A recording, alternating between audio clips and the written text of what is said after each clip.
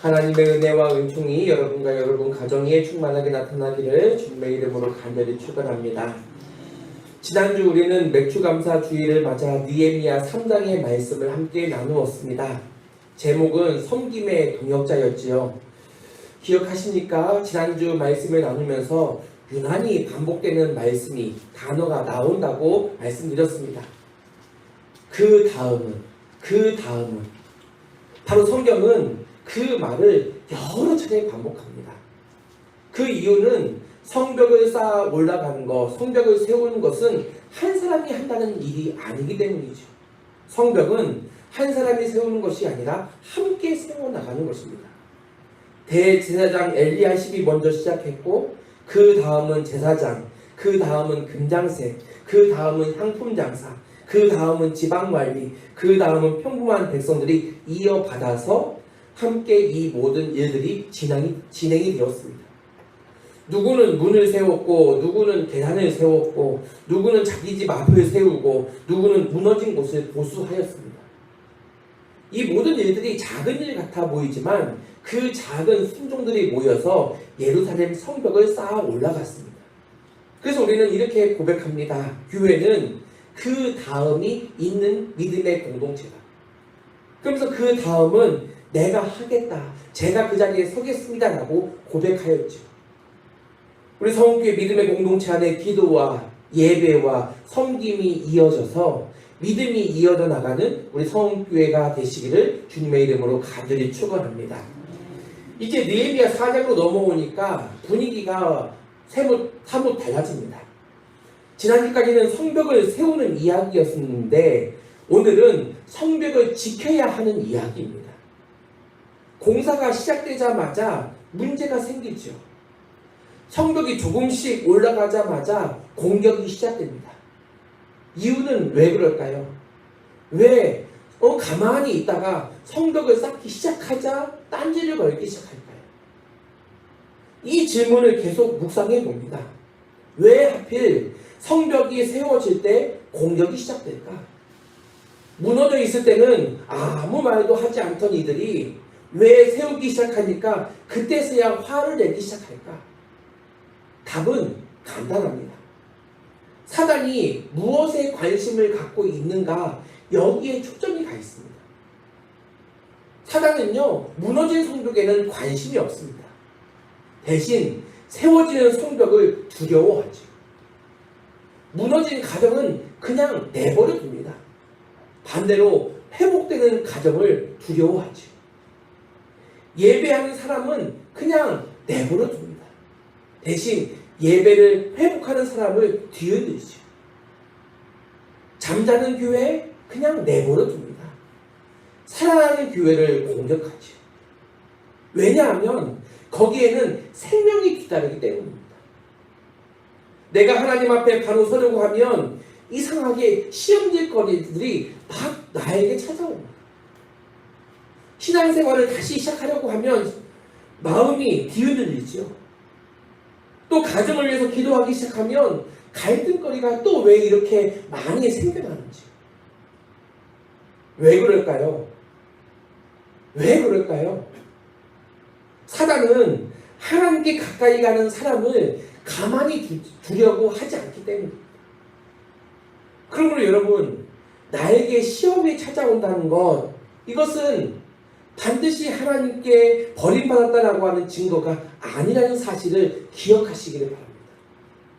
오히려 하나님께서 나를 통해 일하시고 나를 통해 정말 하나님의 크신 일을 이루어가고 계신다는 그 사실을 말씀하시는 신호일 수도 있다는 것.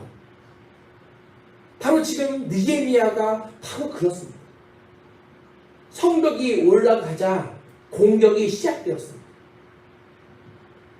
다음 주면 우리 교회가 창립 26주년을 맞아 하나님께 감사 예배를 드립니다. 26년이라고 하는 이 시간은요, 결코 짧지 않은 시간입니다. 그 시간 동안 우리에게 허허허허 하면서 좋은 일만 있었겠습니까? 기쁜 날도 분명 있었지만 눈물을 흘려야 되는 때도 분명 있었습니다. 재정이 어려운 때도 있었고 또 서로 간에 갈등이 쌓여서 반목이 일어나는 때도 있었고 마음이 무거운 때도 분명히 있었습니다. 그런데도 우리 하나님께서는 우리 교회를 여기까지 인도해 오셨습니다. 이유는 무엇일까요? 건물이 좋아서였을까요? 아닙니다. 깨어있는 사람들이 있었기 때문에 이 일들이 가능했습니다. 새벽마다 교회를 위해 무릎 꿇는 이들이 있었고요. 또 예배를 지키기 위해서 묵묵히 헌신한 분들이 있었습니다. 또 보이지 않는 곳에서 눈물로 기도한 성도들이 있었습니다. 하나님께서는 그런 깨어있는 동역자들을 통해서 바로 우리 교회, 우리 성교회를 지켜오셨습니다. 그래서 오늘 하나님께서는 우리들에게 묻고 계십니다. 교회를 지키는 사람은 과연 누구냐? 우리 각자는 이 질문 앞에 섭니다. 여러분, 교회를 세우는 것 힘든 일입니다. 어렵습니다. 하지만 교회를 세우는 것도 중요하지만 세워진 교회를 지키는 것은 더더욱 중요합니다. 그래서 첫 번째, 깨어있는 동역자는 조롱에 흔들리지 않습니다. 1절을 보실까요? 산발랏이 우리가 성을 건축한다는 말을 듣고 크게 분노하여. 산발랏은요, 화를 냈습니다. 2절에서는 사람들 앞에서 비웃지요. 또 3절에서는 도비야가 이렇게 말합니다. 야, 여우가 올라가도 곧 무너지겠다. 얼마나 비꼬는 말입니까? 그만큼 튼튼하지 않다는 말 아닙니까? 근데 여러분, 산발랏이 정말 성벽이 약해서 이런 말을 했을까요? 아니었습니다. 그는 성벽이 쌓아 올라가지는 것이 두려웠던 것이죠. 그래서 성벽을 내 자기가 직접 무너뜨릴 수는 없고 사람들의 마음을 먼저 무너뜨리려고 하는 속셈이었습니다. 사람은 언제나 그렇습니다. 먼저 우리의 마음을 공격하지요. 그걸 네가 할 수 있겠냐? 야, 늦지 않았겠냐? 네가 그렇게 한들 교회가 달라질 수 있겠어? 여러분, 익숙한 말 아닙니까? 근데 이게 산발랏의 언어입니다. 말은요, 눈에 보이지 않습니다. 하지만 말은 사람을 세우기도 하고 사람을 무너뜨리기도 합니다. 잠언 18장 21절에 죽고 사는 것이 혀의 힘에 달렸다고 하거든요. 산발랏은요, 그 성을 무너뜨리기 위해서 돌을 던지지 않았습니다. 칼을 들지도 않았고요. 대신 말을 들었습니다. 말을 던졌습니다. 이 말 하나가요, 사람의 마음을 무너뜨릴 수가 있기 때문이죠. 목회를 하다 보면 이런 모습을 봅니다. 어떤 분이 봉사를 시작하려고 하면 누군가가 툭 던지지요. 야, 괜히 힘쓰지 마. 어차피 안 된다는 뜻입니다. 그 한마디에 하려고 했던 그 마음이 순식간에 무너져 내립니다. 포기해버리죠. 가정도 마찬가지입니다. 부모의 한마디가 자녀를 평생 일으키기도 하고요. 평생 움츠리며 살아가기도 합니다. 그래서 우리는 바로 이 말을 조심해야 합니다. 우리의 말은 산발랏의 말이 아니라 예수님의 말이 되어야 되죠. 그러면 여러분은 어떤 말을 하는 사람입니까? 사람을 세워주는 사람입니까? 아니면 사람의 마음을 꺾어버리는 사람입니까? 교회 안에는요, 산발랏이 필요하지 않습니다. 바나바가 필요하죠. 바나바의 이름의 뜻은요, 위로의 아들입니다. 사도 바울도 마가도요, 이 바나바가 있었기 때문에 다시 일어설 수가 있었습니다. 그 하나님의 일을 감당할 수가 있었습니다. 바로 깨어있는 이 바나바의 그 말 한마디가, 또 격려의 말이 사도 바울을, 마가를 일으켜 주의 그 사명을 감당할 수 있게 하였습니다. 우리 성교회 이 산발랏보다도 바나바가 더 많아지기를 주님의 이름으로 간절히 축원합니다. 그래서 여러분, 오늘 우리가 이 말씀의 핵심은요, 그 산발랏의 말이 있지 않습니까? 우리가 관심 갖고자 하는 것은 산발랏의 말이 아니라 느헤미야입니다. 느헤미야 조롱을 들었잖아요. 그런데도 그는 공사를 멈추지 않았습니다. 바로 이게 믿음이죠. 믿음은요, 조롱이 없는 상태가 아닙니다. 조롱을 듣는다 할지라도 하나님께서 나에게 맡기신 일을 계속 해 나가는 것. 왜? 그 말씀을 하신 분이 누구기에? 하나님이시기에. 하나님을 바라보며 나아가는 것이 믿음입니다. 교회를 오래 섬긴 성도님들을 보면 공통점이 있습니다. 그들 상처가 없어서 교회에 오래 남아있는 건 아닙니다. 그들에게는 시험이 없어서 오래 믿은 건 아닙니다. 시험도 있고요, 상처도 있습니다. 그렇지만 하나님이 그에게 주신 사명이 더 크게 느껴지기 때문에 상처 또 시험이 작게 느껴지는 것이죠. 그 사명을 붙들고 나아가는 것이죠. 시험보다도 은혜가 더 크게 다가왔기 때문입니다. 그래서 사람보다 하나님을 바라봅니다. 그러다 보면 끝까지 남아있을 수가 있죠. 저는 이것이 진짜 믿음이라고 생각합니다. 우리 교회도 26년 동안 좋은 말만 들으며 여기까지 온 건 아니잖아요. 때로는 오해도 받았고요. 때로는 비난도 받았습니다. 그런데도 하나님께서 우리 교회를 여기까지 인도하셨습니다. 저는보다도 그 하나님의 약속을 붙든 사람들이 우리 교회 안에 있었기 때문에, 존재하고 있었기 때문에 이 일들이 가능했던 일들입니다. 그래서 오늘도 하나님께서는 우리들에게 말씀하십니다. 사람의 말에 흔들리지 말아라. 내가 너와 함께한다. 산발랏의 말은 잠시입니다. 잠시. 인간의 말은 잠시입니다. 그런데 하나님의 말씀은 영원하시죠. 사람의 말은 잠시 우리의 귀를 뒤흔듭니다. 그런데 하나님의 말씀은 우리의 영혼을 돌보십니다.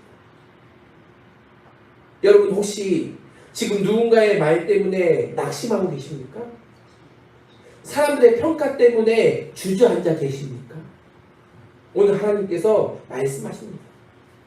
산발랏의 말에 귀를 기울이지 말고 나의 음성을 들어라. 내 음성을 들어라. 이렇게 깨어있는 동역자는 조롱하는 그 말에 흔들리지 않고 하나님의 말씀 위에 굳게 서는 사람입니다. 여러분, 교회는요, 세우는 것 너무 중요하죠. 근데 지키는 것이 더 중요합니다. 근데 여기서 느헤미야는 참 놀라운 능력을 보여주고 있습니다. 우리는 조롱을 들으면 어떻습니까? 내가 그게 아니라고 변명하고 싶고 싸우고 싶고 하루빨리 그 억울함을 풀고 싶은 게 우리의 속성입니다. 근데 느헤미야는요 그렇게 하지 않았습니다. 먼저 하나님께 무릎을 꿇었습니다. 무릎 꿇을 수 있는 우리 모두가 되시기를 주님의 이름으로 간절히 소망합니다. 두 번째, 깨어있는 동역자는 문제보다 하나님께 더 먼저 반응하였습니다. 산발랏의 말을 들은 느헤미야가 어떻게 반응했는지를 보십시오. 참 놀랍습니다. 4절 말씀을 볼 건데요. 성경 어디에도 느헤미야가 산발랏에게 따졌다는 말 없습니다. 변명했다라고 하는 말도 없습니다. 회의를 소집했다라고 하는 말도 없습니다. 그가 제일 먼저 한 일은 무엇이냐? 기도하는 일이었어요. 4절에 우리 하나님이여 들으시옵소서 우리가 업신여김을 당하나이다. 느헤미야는 사람을 향해 말하지 않고요. 하나님께 말했습니다. 바로 이게 깨어있는 사람이죠. 우리는 문제가 생기면 어떻습니까? 너무 빨리 사람을 찾습니다. 억울하면 사람에게 먼저 말하고요. 답답하면 사람에게 쏘아붙이지. 근데 느헤미야는 달랐다니까요. 사람보다도요 먼저 하나님을 찾았습니다. 사람이 만든 문제라도 결국 해결하시는 분은 하나님이라고 하는 사실을 그는 알았기 때문입니다. 그래서 여러분, 하나님께 내가 이 억울함을 당하고 있다고, 지금 저기에 어떤 일이 벌어지고 있다고, 그 정보를 하나님께 알려드리는 시간이 기도하는 시간이 아니라 하나님은 이미 다 알고 계십니다. 기도는 내 마음을 하나님께 맡기는 시간입니다. 기도하면 문제가 먼저 바뀌는 것이 아니라 내가 먼저 바뀌는 것이죠. 분노하는 마음에서 평안의 마음으로, 원망하던 마음이 감사의 마음으로, 두려웠던 그 마음이 믿음의 마음으로 바뀌게 됩니다. 그래서 기도는 상황을 바꾸기 전에 기도하는 사람을 먼저 바꾸는 하나님의 은혜임을 기억하시길 바랍니다. 여러분, 26년 동안 소원교회가 여기까지 온 것 하나님의 은혜 아닙니까? 앞으로 30년, 50년 이 교회의 역사가 하나님께서 함께 하시는 그 역사가 되려면 이 예배당에서 이름도 없이 무릎 꿇는 성도들이 기도가 쌓여가야 되고요, 하나님의 일하심이 드러나게 되어야 됩니다. 그래서 오늘 우리가 하나님을 예배하는 것이죠. 문제를 만나면 먼저 하나님께 나아가십시오. 사람을 만나기 전에 무릎을 꿇으십시오. 오늘 하나님은 우리에게 다시 말씀하십니다. 먼저 나를 찾아라. 사람을 먼저 찾지 말고 먼저 나를 찾아라. 이 하나님의 당부하심을 마음에 새기시기를 바랍니다.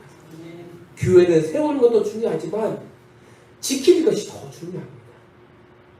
세 번째는요, 기도만 하지 않고 함께 책임을 진다는 것이죠. 오늘 말씀의 절정입니다. 9절인데요. 한번 9절의 말씀을 다시 읽겠습니다. 우리 하나님께 기도하며 그들로 말미암아 파수꾼을 두어 주야로 방비하는데, 이 말씀을 읽을 때마다 은혜를 받습니다. 이 말씀 안에는요, 신앙의 균형이 나와 있습니다. 기도했고요, 그 다음에는 파수꾼을 세웠습니다. 그러니까 둘 다를 한 것이죠. 어떤 사람은요, 기도만 합니다. 하나님은 다 아실 거야. 내 마음 다 아실 거야. 우리가 필요한 거 다 아실 거야. 그러니 나는 기도만 하면 돼. 자신은 아무것도 하지 않습니다. 어떤 노력도 기울이지 않습니다. 근데 반대로 어떤 사람은 기도는 하지 않고요, 일만 합니다. 밤낮 없이 뛰어다니지요. 그러면서 영혼은 메말라 갑니다. 느헤미야는 둘 중 어느 하나를 선택하지 않았습니다. 기도하는 일만 선택한 것도 아니고 일만 한 것도 아닙니다. 그는 기도했고요, 움직였습니다. 하나님을 의지했고요, 자신의 책임도 다했습니다. 이것이 성숙한 믿음의 모습입니다. 하나님은 노아에게 홍수를 막아주시겠다라고 말씀하시지 않았습니다. 방주를 만들게 하셨죠. 모세에게는 그냥 홍해를 가르게, 그냥 눈앞에서 다 갈라지게 만드시지 않았습니다. 분명 그에게는 그 홍해의 물을 딱 집을 수 있도록, 지팡이로 집을 수 있도록 그 일 다음에 홍해가 갈라지게 하셨습니다. 오병이어도 마찬가지죠. 그냥 하늘에서 보리떡이 또 먹을 것이 막 떨어질 것이 아닙니다. 예수님은 먼저 제자들에게 말씀하시죠. 너희가 먹을 것을 주어라. 하나님은 우리의 작은 순종 뒤에 하나님의 큰 능력을 더하시는 분이십니다. 교회도 그렇습니다. 우리는 기도하지요, 섬깁니다, 예배합니다, 그리고 헌신합니다. 교회는요, 기도하는 사람들만 세워지지 않습니다. 기도하며 책임지는 사람들로 세워지죠. 그래서 하나님께서는 오늘도 파수꾼을 찾고 계십니다. 누가 교회 학교를 지킬 것이냐, 누가 새가족을 따뜻하게 맞이할 것이냐, 누가 새벽을 깨울 것이냐, 누가 새가족들이 와도 마음이 넉넉할 수 있도록 청소를 깨끗하게 할 것이냐. 바로 이게 파수꾼의 사명입니다. 여러분, 교회는 세우는 것도 중요하지만 지키는 것 더 중요하다는 것, 지금 제가 여러 차례 반복하지요. 교회를 지키는 것이 더 중요합니다. 네 번째, 깨어있는 동역자는 문제보다도 하나님을 크게 봅니다. 여러분, 산발락과 도비야는 조롱으로 끝내지 않았습니다. 7절부터 9절에 보면 아라비아 사람과 암몬 사람과 아소 사람까지 끌어들여서 예루살렘을 치려고 함께 꾀합니다. 조롱이 통하지 않으니까요, 이제는 연합해서 실제로 공격하려고 합니다. 대적은 점점 더 커지죠. 점점 더 구체적으로 다가옵니다. 이렇게 사람은 무엇을 보느냐, 무엇을 바라보느냐에 따라서 무너지기도 하고요, 다시 일어서기도 합니다. 베드로, 물 위에 걷는 것, 예수님을 바라보면서 걸었습니다. 그때는 바닷속에 빠지지 않았거든요. 근데 예수님을 향해 가다가 바람을 보는 순간 그는 물속으로 빠져버리고 말았습니다. 상황은 똑같거든요. 물 위에 떠 있다는 거 똑같거든요. 근데 예수님을 바라볼 때는 그가 물에 빠지지 않았습니다. 근데 불어오는 바람을 보자 물속에 곧장 빠져버렸습니다. 달라진 것이 무엇입니까? 앞에 예수님 계신 건 동일했습니다. 하지만 시선이 달라졌습니다. 예수님을 바라보다가 환경, 문제를 바라보기 시작했습니다. 오늘 느헤미야도 그렇습니다. 백성들은 산발랏을 보고 도비야를 보고 또 커져가는 대적의 숫자를 보기 시작합니다. 그러니까 어떻습니까? 마음이 무너지지요. 부담스러워집니다. 괴롭습니다. 그런데 느헤미야는 14절을 한번 보실까요? 14절에서 이렇게 말합니다. 그들을 두려워하지 말고 크시고 두려우신 주를 기억하라. 얼마나 멋있는 말씀입니까? 느헤미야는 두려워하지 말라고만 하지 않습니다. 그것은 정신력이죠. 내가 이렇게 말합니다. 하나님을 바라보라. 이것이 믿음입니다. 우리 인생은 문제가 없어서 평안한 것이 아닙니다. 여기 보십시오. 문제 없는 사람 있습니까? 한 사람 한 사람 이야기를 한번 다 얘기해 보십시오. 문제 없는 사람 아무것도 없습니다. 하지만 그 문제보다도 하나님이 더 크게 보일 때 우리에게는 평안함이 찾아옵니다. 다윗을 생각해 보십시오. 모든 군인들 골리앗을 보았습니다. 야, 너무 크다. 우리는 할 수 없다. 누가 할 수 있겠냐? 다 두려웠습니다. 근데 다윗은 하나님을 바라봤습니다. 그래서 저 사람은 하나님 앞에서 너무 작다. 골리앗이 작아진 것이 아니잖아요. 문제는 똑같다니까요. 변하지 않았습니다. 다만 그가 바라보고 있는 하나님이 더 크신 분임을 고백하게 된 것입니다.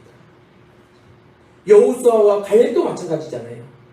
10명의 정탐꾼은 거인을 보았습니다. 하지만 이 두 사람은 약속하신 하나님을 보았습니다. 그래서 결과가 달라진 것이거든요. 다음 주 우리 교회 창립 26주년 감사주일입니다. 저는 하나님께서 우리 교회를 향해 이렇게 말씀하신 것만 같습니다. 26년 동안 내가 너희를 붙들었다.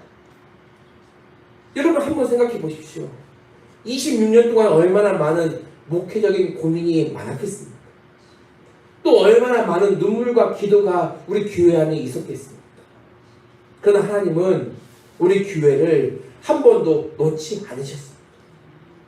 성교의 역사는 건물의 역사가 아니라 하나님의 신실하심의 역사입니다.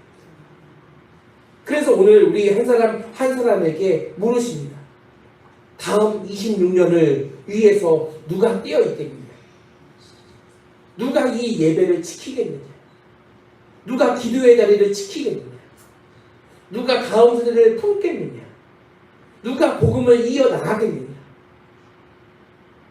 저는 오늘 우리 모두가 하나님 앞에서 이렇게 대답하면 좋겠습니다. 주님, 제가 깨어 있겠습니다. 사람의 말보다도 하나님의 말씀을 더 크게 듣겠습니다. 문제보다도 하나님을 더 크게 보겠습니다. 두려움보다도 그 약속을 깃들겠습니다. 기도만 하는 사람이 아니라 기도하며 책임지는 사람이 되겠습니다. 그리고 끝까지 교회를 사랑하겠습니다. 26년 동안 하나님께서 이 성원교회를 세우셨습니다. 그리고 깨어있는 동역자들을 지금까지 지켜오셨습니다. 여러분, 교회는 지난주 말씀드린 것처럼 그 다음이 있는 공동체이죠. 그리고 깨어있는 공동체, 동역자가 있을 때 그 다음이 계속 이어질 수 있습니다. 여러분, 우리 모두가 하나님께 찾으시는 깨어있는 동역자가 되어서 그 다음을 책임지고 그 다음에 그 자리에 우리 모두가 함께 서 있을 수 있는 우리 모두가 되시기를 주님의 이름으로 간절히 축원합니다. 함께 기도하겠습니다. 은혜의 주 하나님, 감사합니다. 우리를 구원하셔서 주님의 구원의 역사의 일꾼으로 세워주셨습니다. 그 일을 감당하도록 우리 성교회를 세워주셨고, 성교회에 속한 우리 모든 권속들이 주님의 일을 기억하고 마음에 새기며 하나님의 영광을 위해 온전히 걸어나가는 믿음의 발걸음이 되게 하여 주시옵소서. 우리는 똑같은 상황 가운데 서 있습니다. 내가 해결할 수 없는 문제들, 상황들, 그러나 그때 주를 보게 하시고 주를 만나는 역사가 있게 하여 주시옵소서. 두려워하지 말고 하나님을 바라보는 믿음의 고백이 이어지게 하여 주시옵소서. 그래서 우리 성교회가 26주년을 맞이하면서 더 크신 구원의 능력을 고백하고 자랑하는 믿음을 고백하며 다음 세대를 품고 이 지역을 품는 교회가 되게 하여 주시옵소서. 예수님의 이름으로 축복하며 기도하옵나이다. 아멘.